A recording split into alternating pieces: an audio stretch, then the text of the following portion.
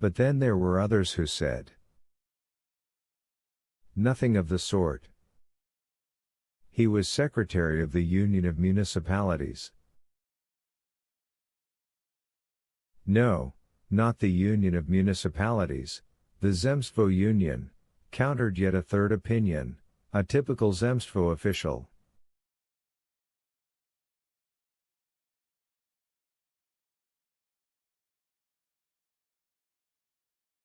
A fourth group, refugees, would close their eyes as an aid to memory and mutter.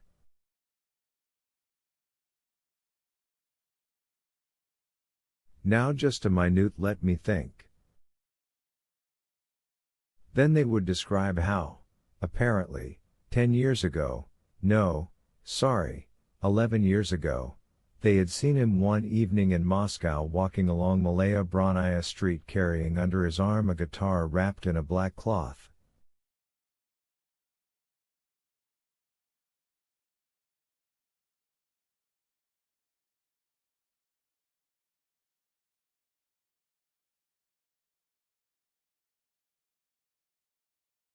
And they would add that he had been going to a party given by some friends from his hometown, hence the guitar.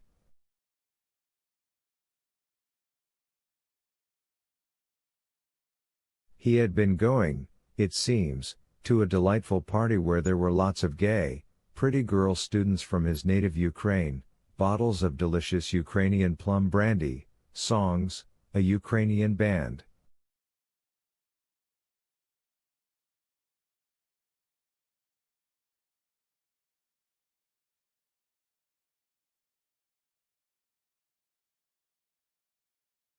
Then these people would grow confused as they described his appearance and would muddle their dates and places.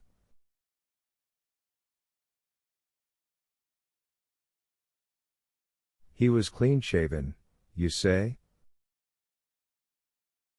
No, I think, yes, that's right, he had a little beard.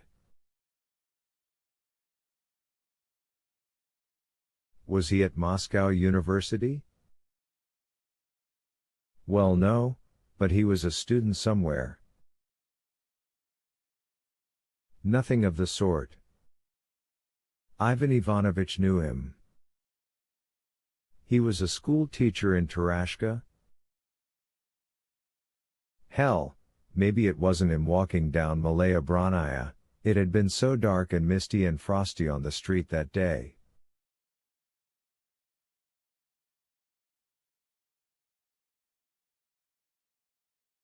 Who knows? A guitar, a Turk in the sunlight, a hookah, chords on a guitar, it was all so vague and obscure.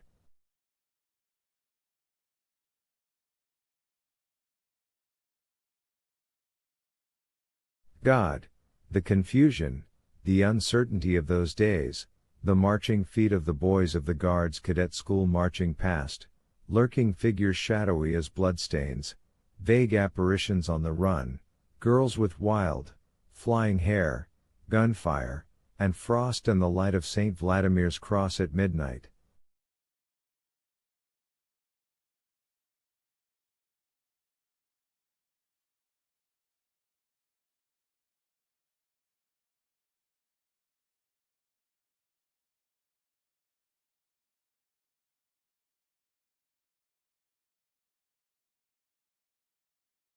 Marching and singing cadets of the Guards, trumpets and drum cymbals ringing.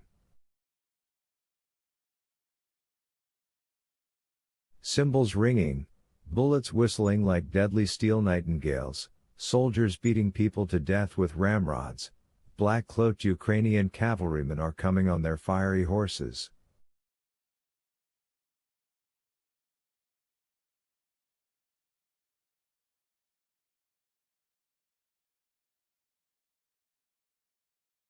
The apocalyptic dream charges with a clatter up to Alexei Turbin's bedside, as he sleeps, pale, a sweaty lock of black hair plastered damply to his forehead, the pink-shaded lamp still burning.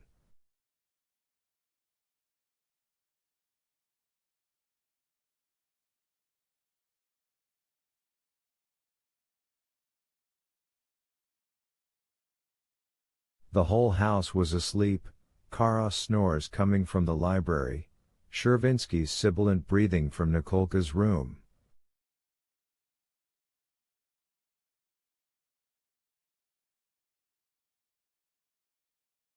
Darkness, muzzy heads.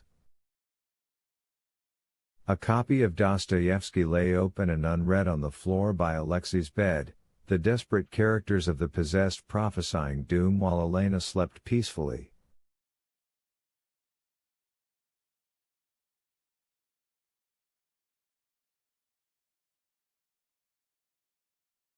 Now listen, there's no such person.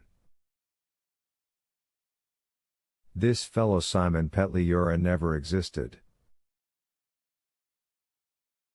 There was no Turk, there was no guitar under a wrought iron lamppost on the Malaya Bronnaya, he was never in the Zemstvo Union, it's all nonsense.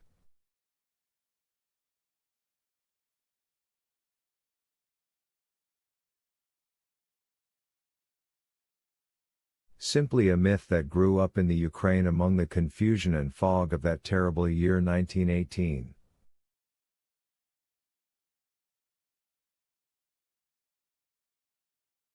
But there was something else too, rabid hatred. There were 400,000 Germans and all around them 4 times 40 times 400,000 peasants whose hearts blazed with unquenchable malice. For this they had good cause.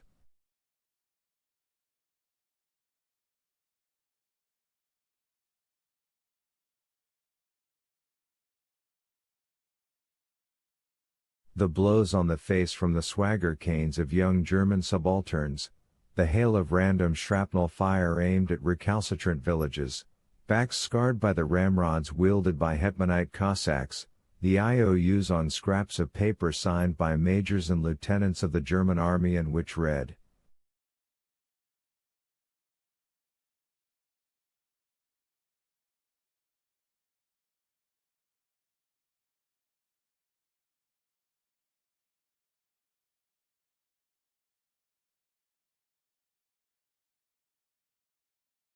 "Pay this Russian so 25 marks for her pig." And the derisive laughter at the people who brought these chits to the German headquarters in the city.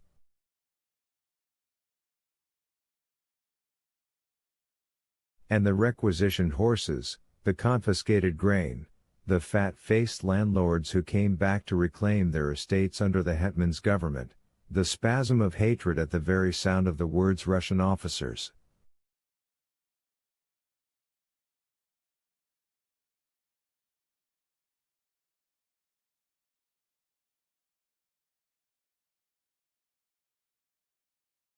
That is how it was.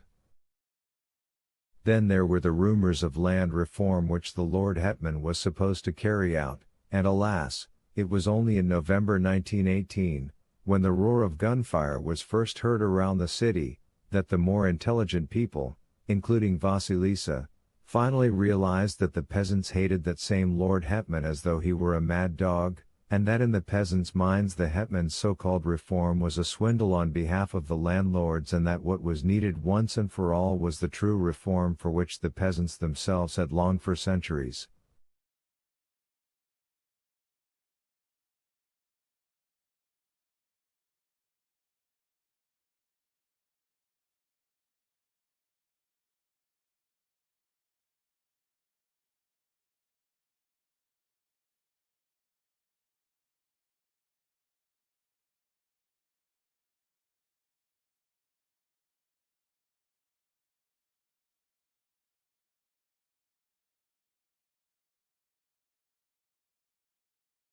All land to the peasants. 300 acres per man. No more landlords. A proper title deed to those 300 acres, on official paper with the stamp of authority, granting them perpetual ownership that would pass by inheritance from grandfather to father to son and so on.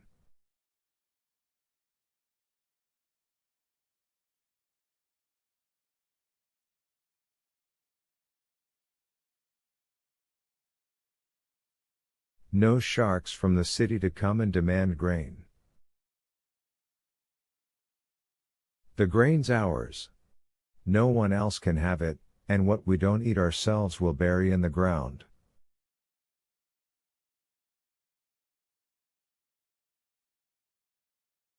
The city to supply us with kerosene oil. No hetman, or anyone else, could or would carry out reforms like those.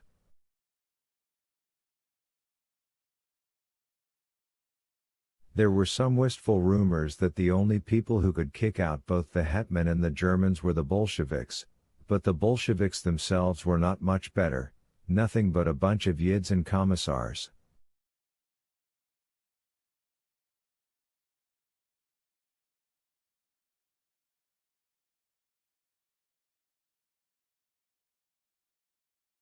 The wretched Ukrainian peasants were in despair, there was no salvation from any quarter.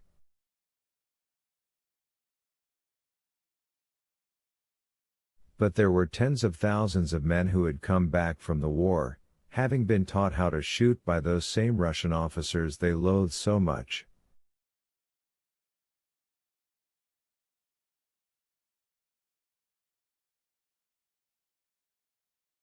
There were hundreds of thousands of rifles buried underground, hidden in hayricks and barns and not handed in, despite the summary justice dealt out by the German field courts-martial, despite flailing ramrods and shrapnel fire. Buried in that same soil were millions of cartridges, a 3-inch gun hidden in every fifth village, machine guns in every other village, shells stored in every little town, secret warehouses full of army greatcoats and fur caps.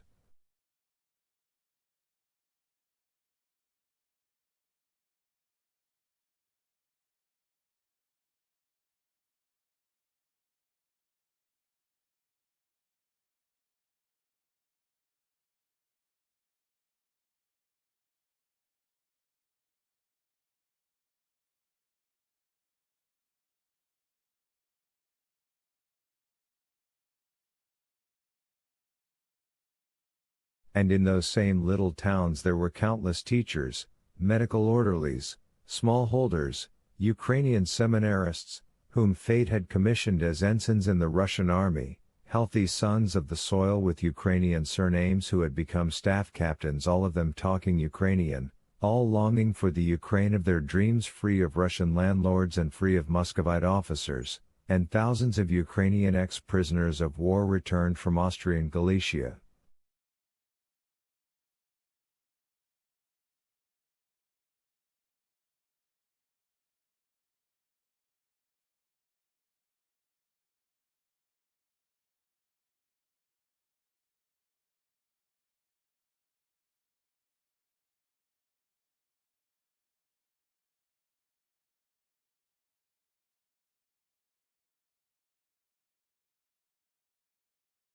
All these plus tens of thousands of peasants could only mean trouble.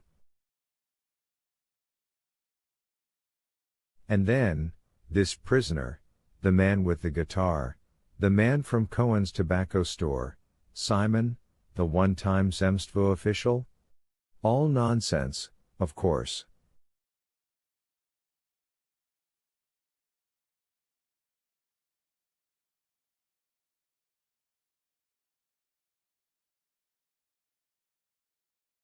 There was no such man. Rubbish, mere legend, a pure mirage. But when the wise Vasilisa, clasping his head in horror, had exclaimed on that fateful November day,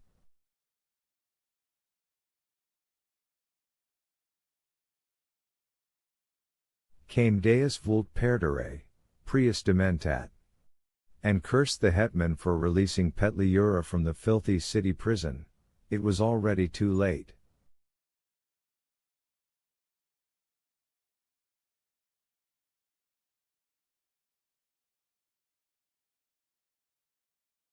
Nonsense, impossible, they said. It can't be Petliura, it's another man. No, It's someone else.